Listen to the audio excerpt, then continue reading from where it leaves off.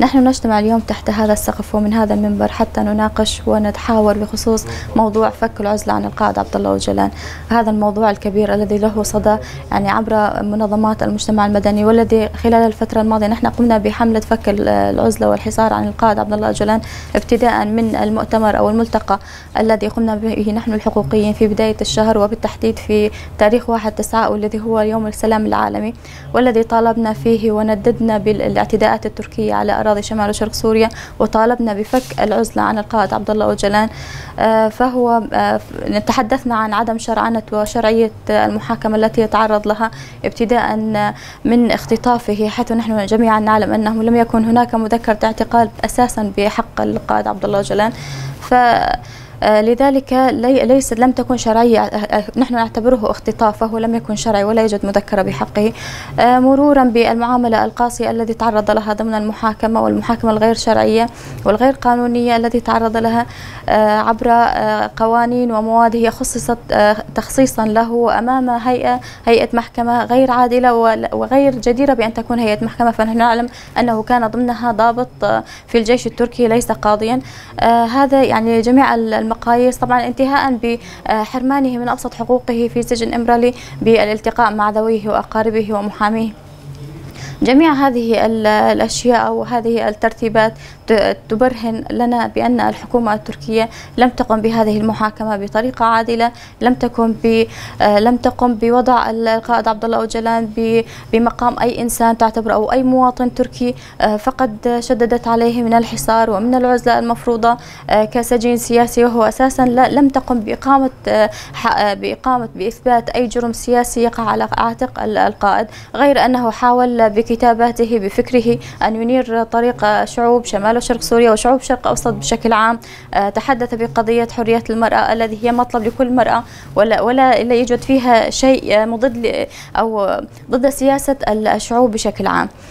فمن هذا المنبر، منبركم، نحن نطالب منظمات المجتمع المدني، منظمات المجتمع الدولي، جميع المنظمات الحقوقية والإنسانية في العالمية والمحلية بالمطالبة معنا ورفع صوتنا من أجل فك الحصار والعزلة عن القائد عبد الله أوجلان. ونحن قمنا بهذه الحملة التكثيفية وسوف نبقى نطالب عبر جميع المنابر بحرية القائد عبد الله أوجلان.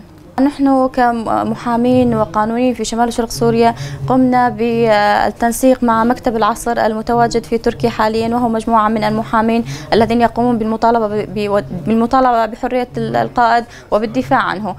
نحن قمنا بالمطالبة بحق الأمل، فنحن نعلم بجميع المواثيق الدولية والحقوق الإنسانية بأن عقوبة الإعدام أو السجن مدى الحياة تكون مدتها 20 عام.